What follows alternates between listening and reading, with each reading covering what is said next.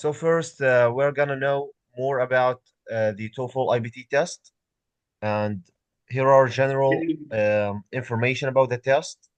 So we don't need this. TOEFL, demo class. TOEFL is important.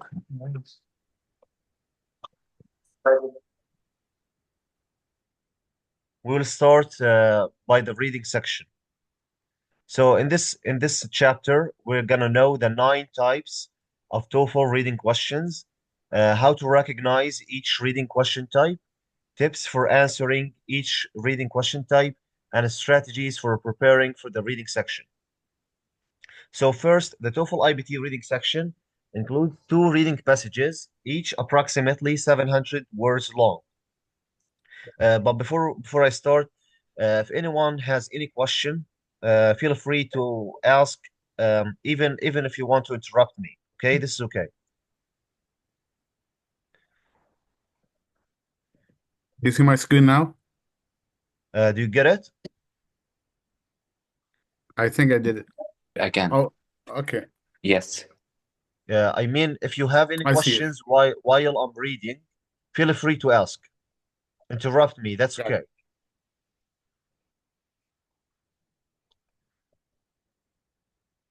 Okay. There are 10 questions per passage. You will have up to 36 minutes to read both passages and answer all the questions in this section, which is quite overwhelming. It will be hard.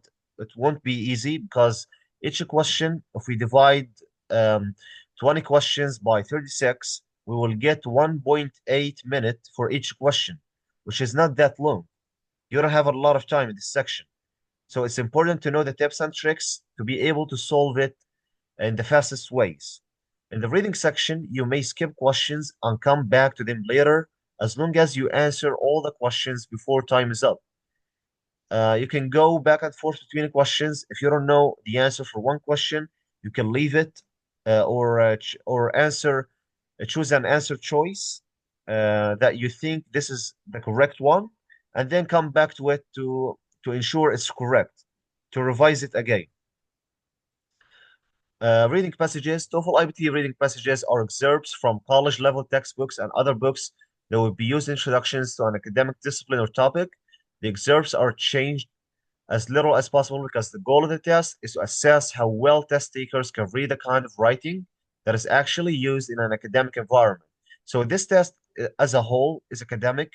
The main goal of it is to simulate the academic environment, whether it's in a university, in a work environment, whatever it is.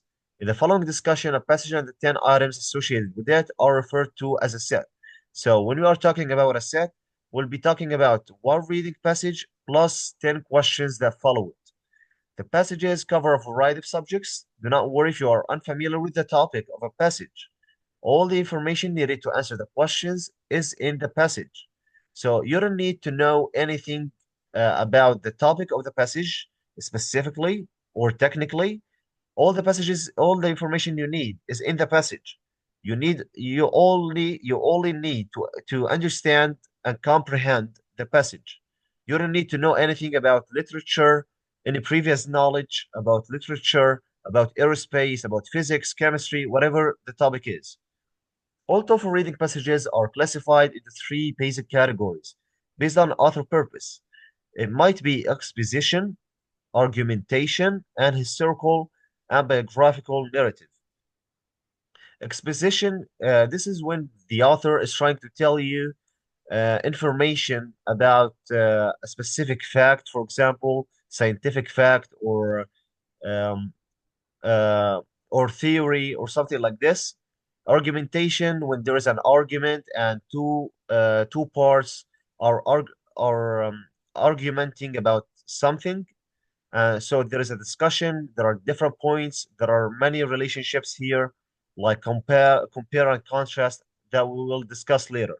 And historical and biographical narrative, it talks about history, historical events.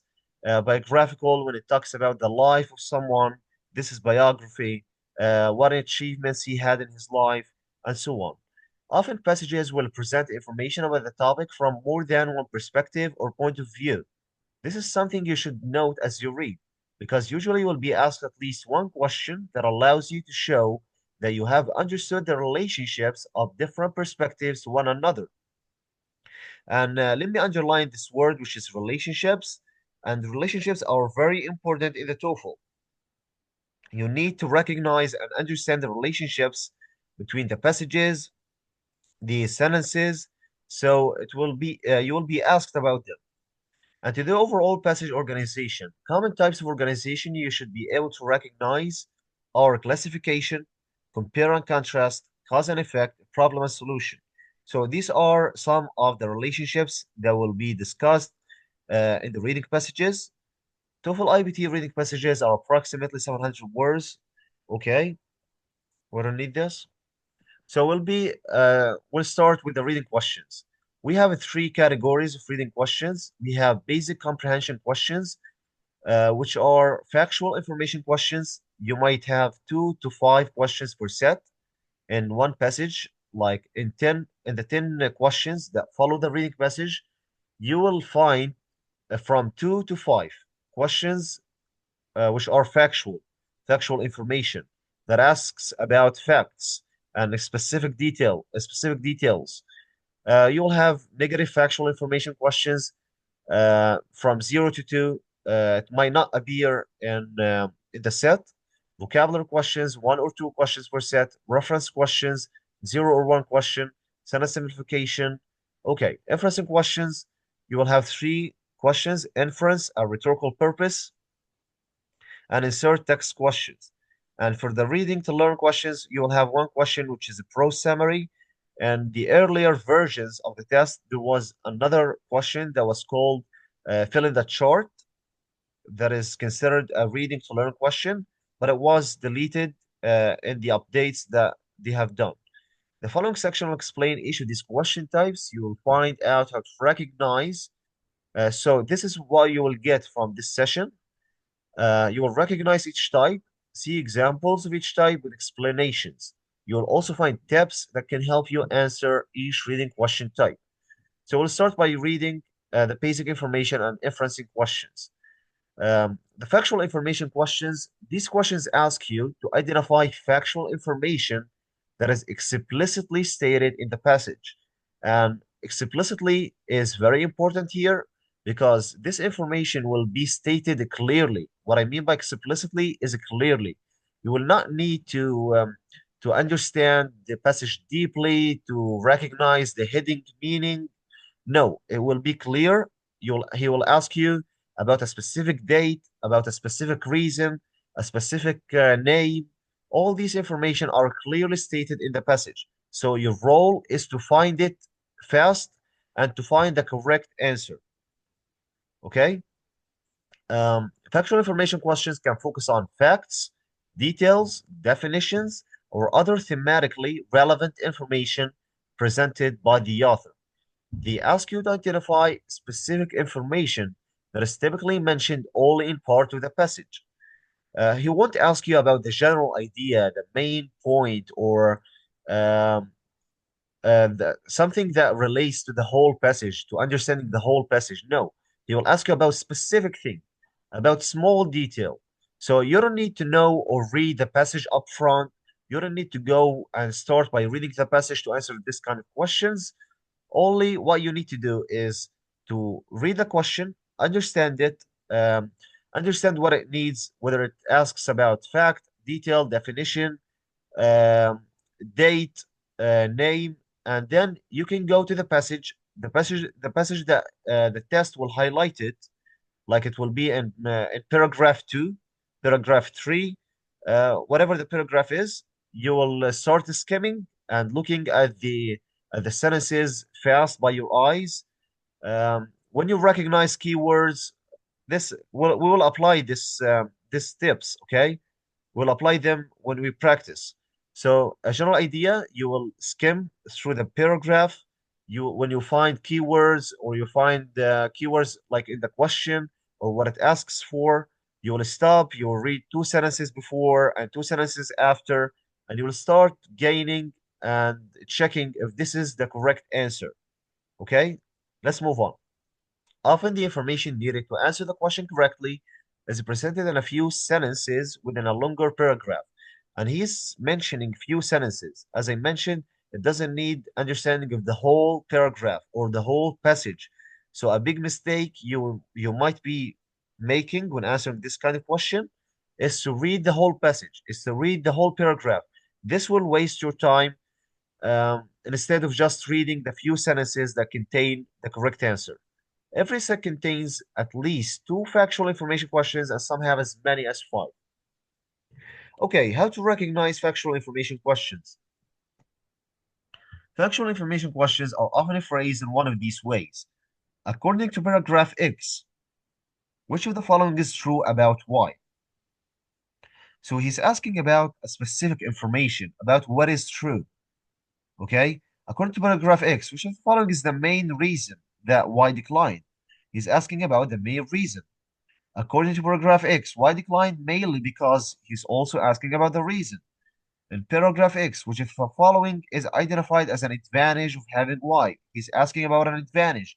And all these information that he's asking for are explicitly and clearly mentioned in the passage. You only need to locate the correct answer fast and choose it.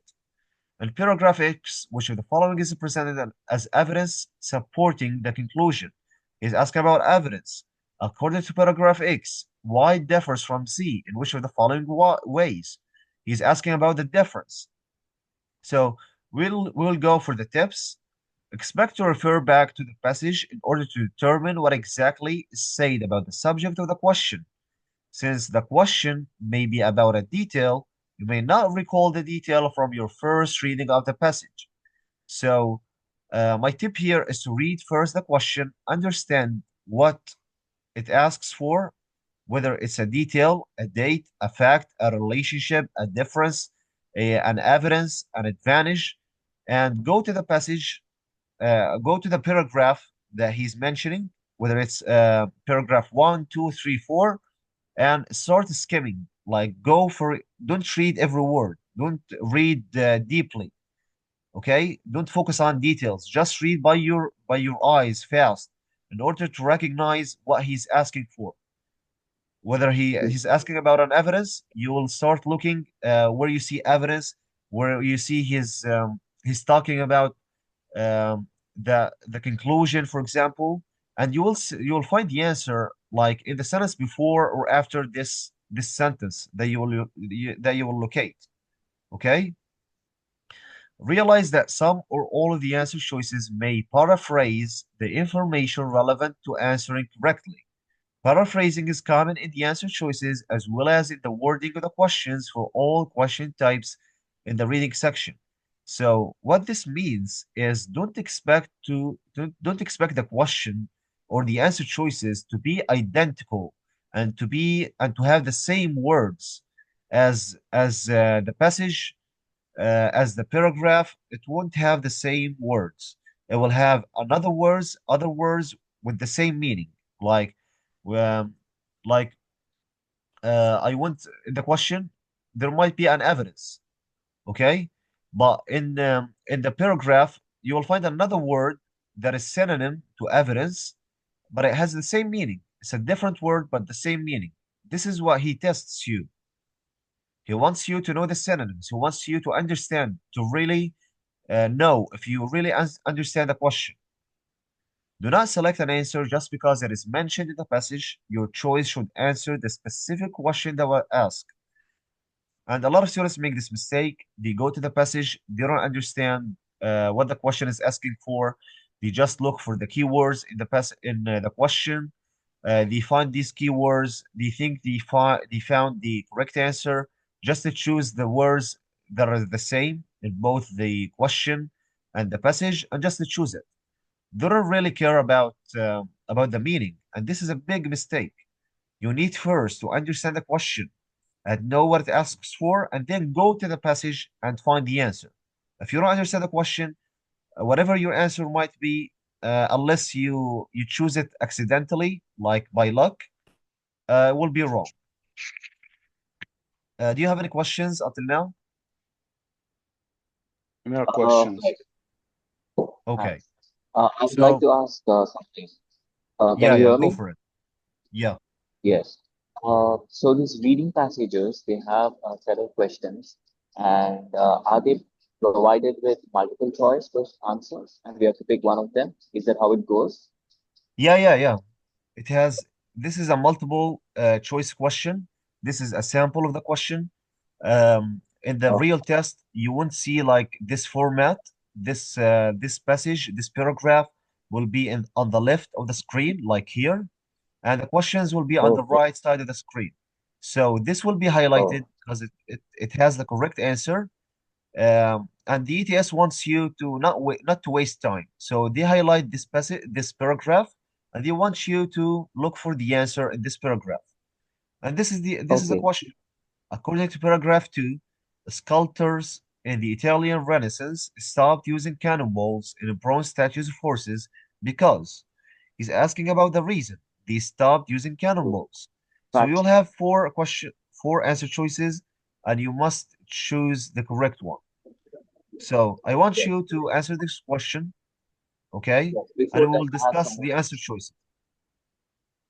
Okay, I have some other question. Could I? Yeah, yeah. Okay. So the name, the whole paragraph will be on the left, right of the screen, and the ones which we are supposed to be answered will separately be flashed on the right side of the screen above the questions that's going to be asked from, right? Yeah, you will have the passage or paragraph in on the left,